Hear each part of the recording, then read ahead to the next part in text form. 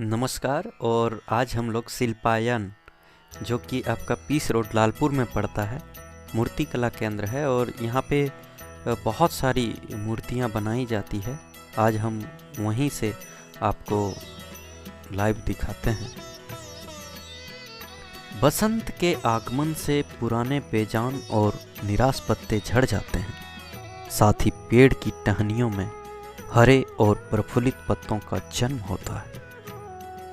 धूप शरद से निकलकर मंद मंद मौसम को गर्म कर रहा होता है।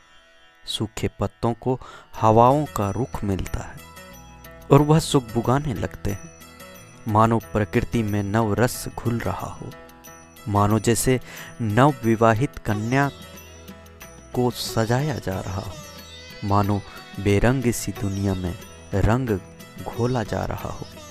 सृष्टि का नव निर्माण फिर से हो रहा हो।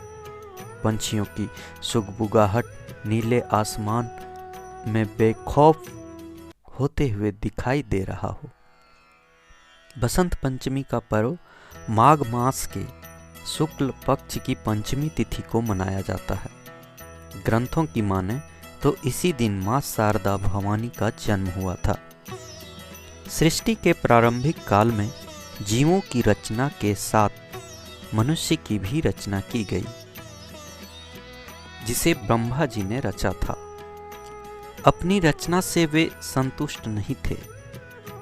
उन्हें लगता था कि कुछ तो कमी रह गई है, जिसके कारण चारों ओर मौन छाया हुआ है।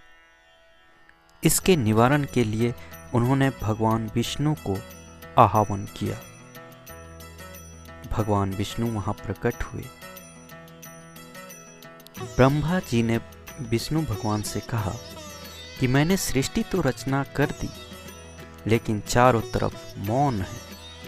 तब भगवान विष्णु ने मां भगवती दुर्गा का आह्वान किया। मां वहां प्रकट हुई।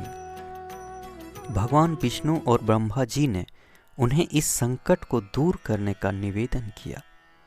आदिशक्ति दुर्गा के शरीर से श्वेत रंग का भारी तेज उत्पन्न हुआ, जो एक दिव्य नारी के रूप में बदल गया।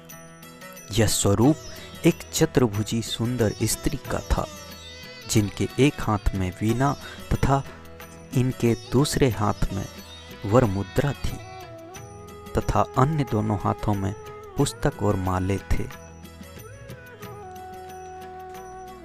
आदिशक्ति मां दुर्गा के शरीर से उत्पन्न तेज से प्रकट होते ही उन देवी ने वीणा का मधुर नाद किया, जिससे संसार के समस्त जीव जंतुओं को आवाज प्राप्त हुई। जलधारा में कोलाहल व्याप्त हो गया। हवा के चलने से सरसराहट होने लगी। इस तरह समस्त सृष्टि को ध्वनि प्राप्त हुई। तब सभी देवताओं ने शब्द और रस का संचार कर देने वाली उन देवी को वाणी की अधिष्ठात्री देवी सरस्वती कहा, और तभी से मां सरस्वती के नाम से समस्त मानव जाति जानते हैं। भगवती दुर्गा ने ब्रह्मा जी से कहा, मेरे तेज से उत्पन्न हुई ये देवी आपकी पत्नी बनेंगी। जैसे लक्ष्मी श्री विष्णु जी की शक्ति हैं, पार्वती महादेव की शक्ति हैं, उसी तरह यह देवी आपकी शक्ति स्वरूप होंगी। मां सरस्वती को अन्य नामों से भी जाना जाता है, जैसे वागेश्वरी, भगवती, शारदा, वीणा देवी आदि। संगीत की उत्पत्ति के कारण ये संगीत की भी देवी मानी जाती हैं। जिस दिन मां दुर्गा के तेज से प्रकट हुई, उसी दिन से बसंत पंचमी के तौर पे मनाया जाता है। मां शारदे हमारी परम चेतना है। सरस्वती के रूप में ये हमारी बुद्धि तथा मनोवृत्ति की संरक्षिका हैं। इनकी समृद्धि और स्वरूप का वैभव अद्भुत है।